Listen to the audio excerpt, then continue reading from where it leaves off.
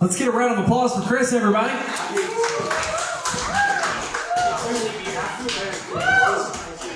Coming up next, we have my good friend Brendan from Long Island.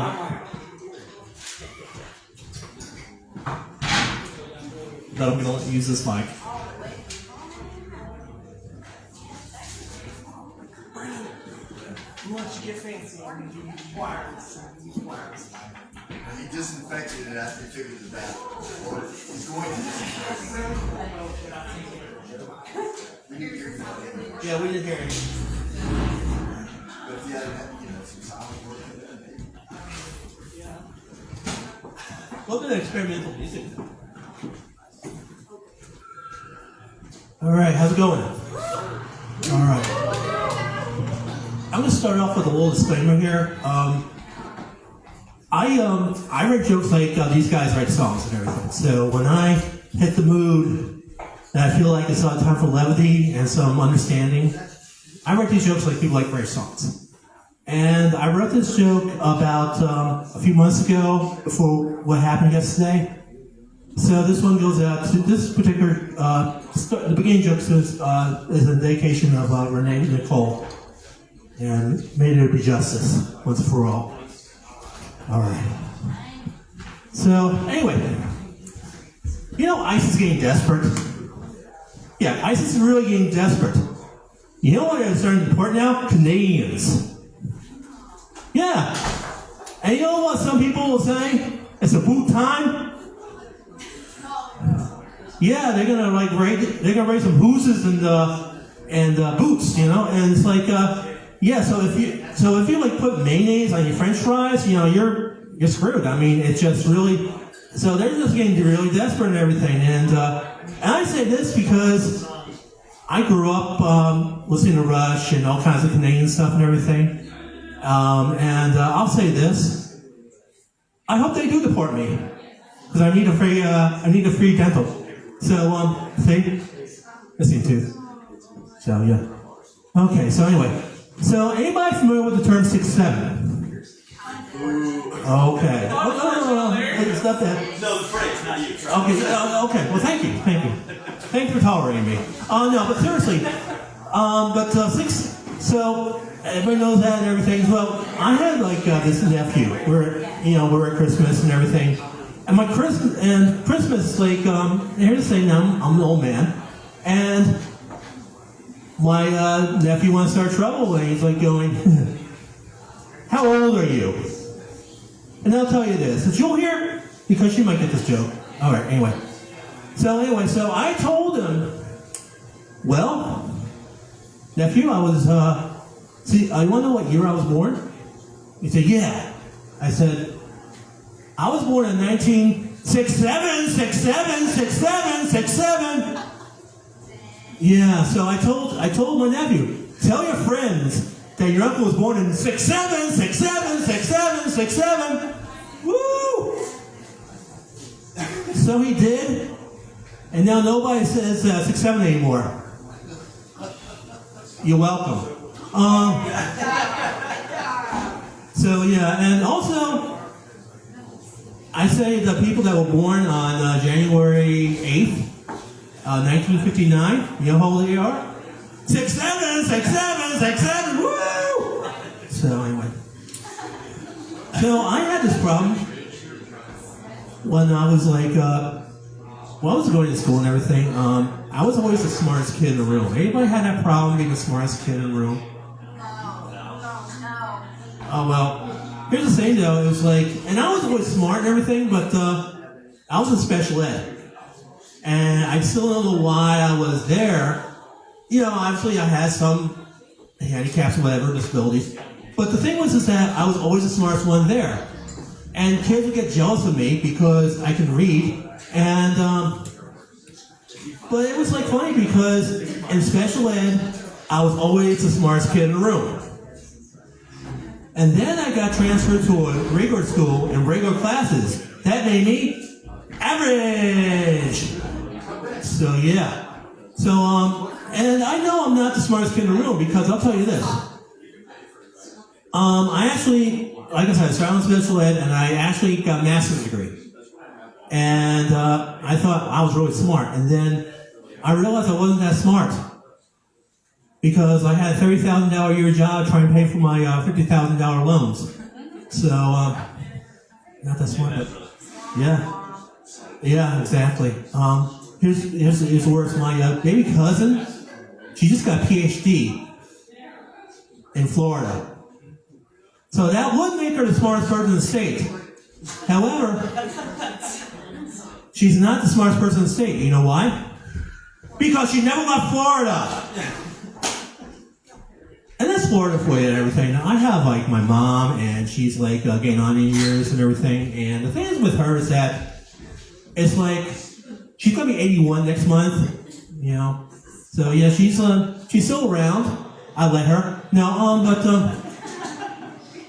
but the thing is that she was in New York, and then she went to Florida, and now she's here in Waynesville, North Carolina. But she says she wants to go back to like Florida. You know what Florida is, right? It's a place to die. So the first time they did a new job, but the second time. Oh, well, I say this about Florida. I say Florida's like this. Florida is like if like New York and California had a kid, and then was got adopted and raised by Alabama, and then married Cuba. Yeah. And the thing is that nobody realizes like a lost, there's a lost note in the Bible. And not many people realize there's a lost text in the Bible. And everybody talks about God on the seventh day. You know, He created everything, right? And the thing is that God created everything on the seventh day, but on the eighth day, nobody knows this, but God decided to invite all the angels, everybody up here, and He showed everything what He created. He said, okay, guys, these are the stars. This is heaven. Down there is hell. I made earth. And one of them goes, what's over there? Is that purgatory? Oh, no. Purgatory's over here. That's Florida. I'm saving that for later. So, yeah. So, anybody here, I'm on the autistic spectrum. Anybody here on the autistic spectrum?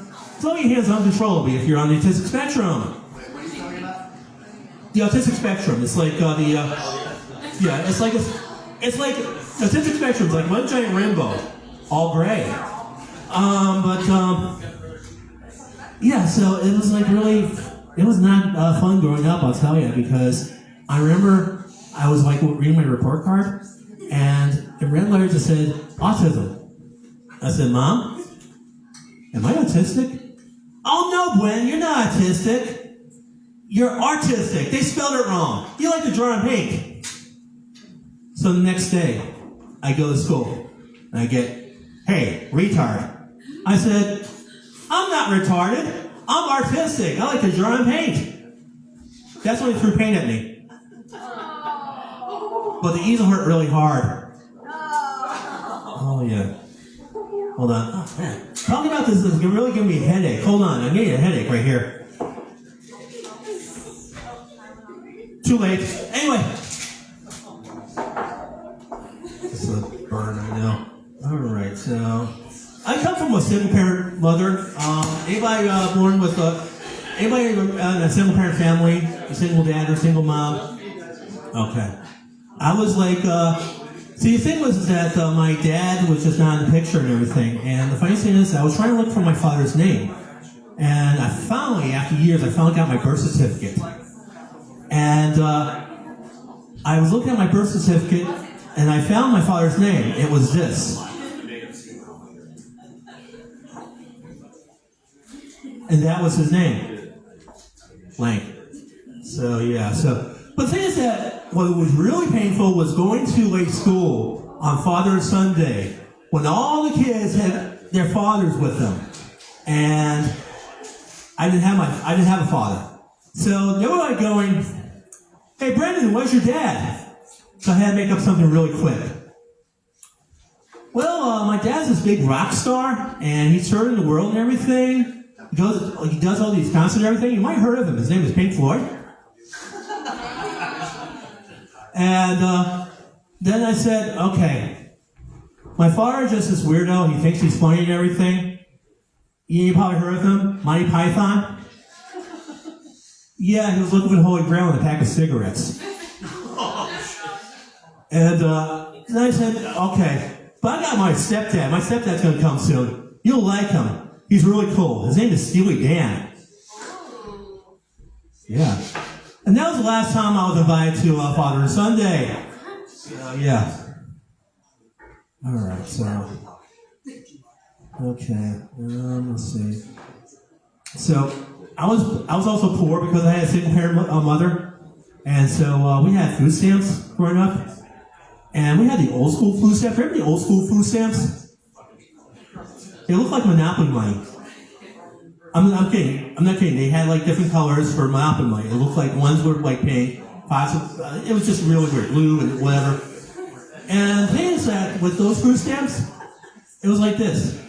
Because it looked like Monopoly money, with 4 loaves of bread, we got a house. Monopoly. There we go. There we go. We get it now. He's close to her. She understands. Good old Jim. Jim's there in a pinch. So, yeah, so. But it was just like really weird and everything, just growing up and everything. But I just felt awkward and everything. And, but, you know, I have my stepson, and he's really cool. I have a stepson who also is on the spectrum. He has Asperger's as well. And the thing with him is that we had this fantastic conversation. We had this excellent conversation. And it was like this. He walked in the room and said this. I said this. He said this. I went like this. Yeah, I speak Asperger to understand. But I'm going to end with this. This is like a personal joke and everything. And it was like, see, so growing up and everything, I had to take speech therapy. I had a hard time speaking. And some people, because I have the accent, people just look at me like I'm from like Mars or whatever. And people just don't get what I'm saying. And people just don't understand what I'm saying. So I have to slow down and speak. And one time I was at this bar, a little bit like this, but not this bar, but you know. But anyway, so I go up and I had to use the bathroom. So I walked up to the bartender and I said, hey, you know where the bathroom is? What? And I had to say it again. The bathroom, you know where it is? What? And I said again, and now I'm getting real mad, I said, where is the bathroom? What? So out of frustration, I said, your mother French kisses a moose. And then he said, oh, the bathroom. Oh, yeah, it's right there on the right side of the room. Oh, yeah, why didn't you tell me how to use the bathroom? Anyway, so, all right, so that's my excuse, ladies and gentlemen. Thank you. My name is Brandon from Long Island, and I'll be performing over at Spartanburg on the 24th on Saturday. I'm going to be with other comedians. I'm competing for money. Hopefully, I can win something. So get me any spots and everything, and or go to Spartanburg. So yeah. So just thank you very much, and thank you, Brent, and thank you, Ethan. So thank you very much, and again, justice for this is Nicole. Thank you. Another round of applause for Brendan from Long Island. From Long Island. Okay, so up next would be Angela, but she's not here. She is very sick, so I'm gonna sing another song.